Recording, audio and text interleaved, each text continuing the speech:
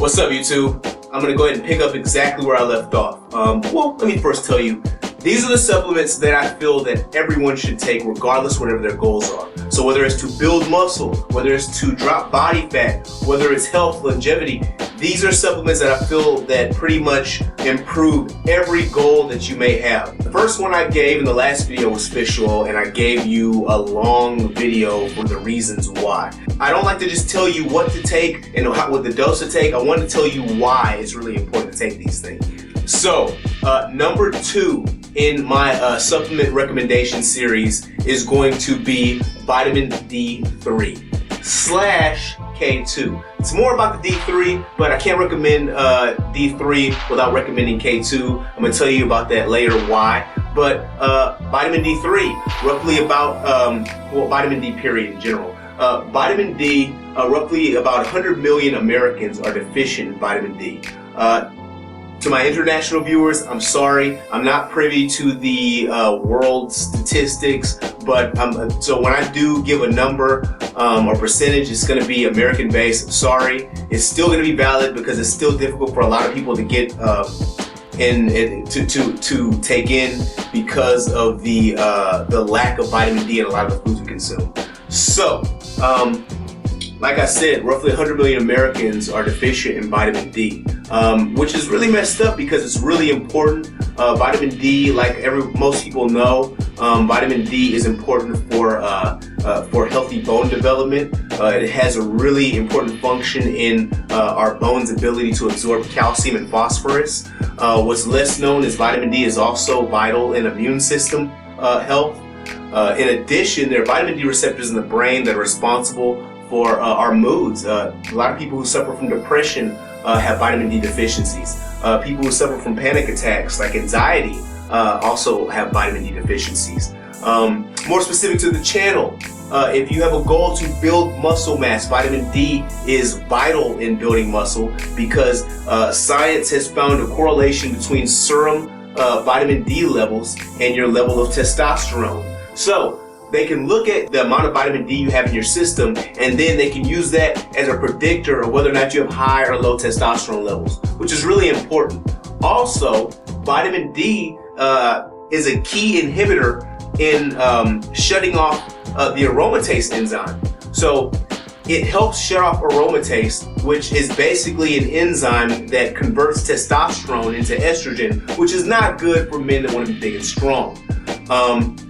Now, for fat loss, there is vitamin D receptors in the fat cell, which are responsible for whether or not the fat cell is going to be lipogenic, which is fat gaining, or lipolytic, which is fat destroying. So vitamin D is essential. It plays a key component in all these things I mentioned, and a deficiency would basically bring about the opposite of all the benefits that I just named.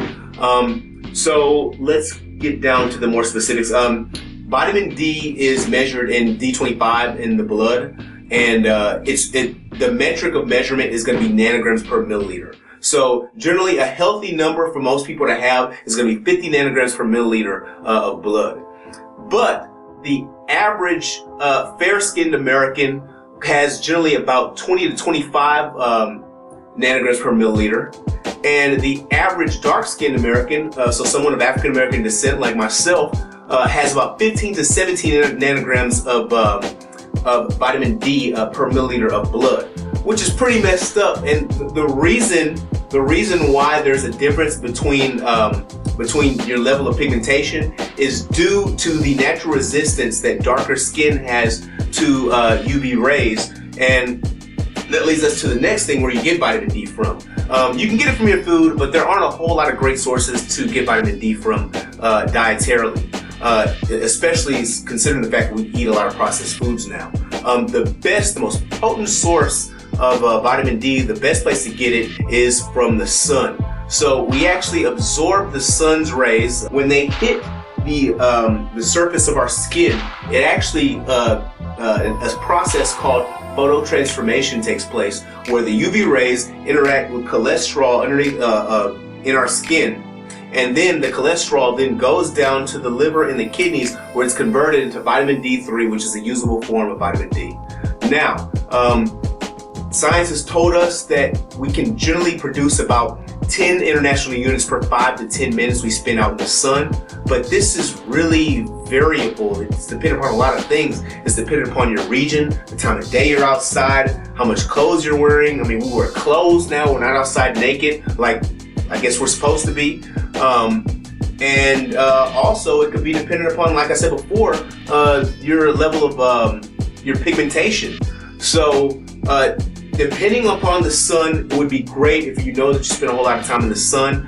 But if you want to foolproof it, make sure that you're not deficient, and you want to reap all the benefits vitamin D has, you can supplement with vitamin D. Now, the best way to find out how much you're supposed to take is to get tested for vitamin D levels by your doctor, and your doctor will give you a recommendation based upon whatever your specific levels are. Now, since most people aren't going to get tested, I personally haven't got tested for vitamin D. I go with the CDC's recommendation to take about 20 IUs of vitamin D per pound of body weight. So me, I average at about 250. I fluctuate between 240 and 252. So about 250, that puts me at about 5,000 international units of vitamin D per day. Now, this is where K2 comes in. Now, like I said, vitamin D has a very important hand in our bones' ability to take in calcium. So vitamin D calcifies things. Well, K2 is kind of the other end of it's kind of like the brain behind that process, because K2 will tell the vitamin D what to calcify and what not to calcify. So you want to have hard bones, but you don't want to have hard arterial walls, which leads to atherosclerosis, heart disease. So vitamin K2 tells vitamin D3, hey, look, we don't want to harden the heart because we'll die.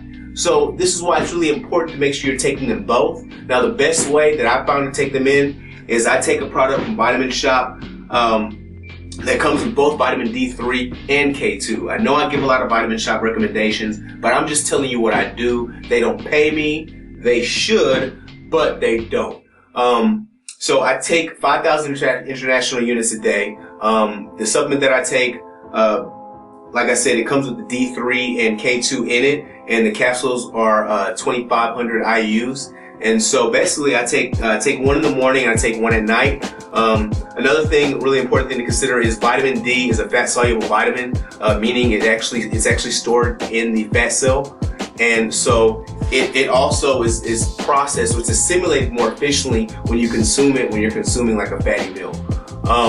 So if I have maybe beef or something like that, I'll go ahead and take my vitamin D.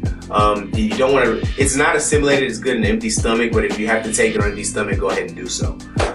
So I try to make this as quick as possible, but I'm sure I probably messed something up in there. If you have any questions, shoot me an email at tc@cannonstrong.com, tc@cannonstrong.com, or you can just leave your question in the comments section. So thank you for watching, guys. I'll see you next time. I think I'm gonna have a third one of these. I have one more supplement that I think everybody should be taking, that I always take regardless of whatever my goals are. But thank you for watching, guys. Take care.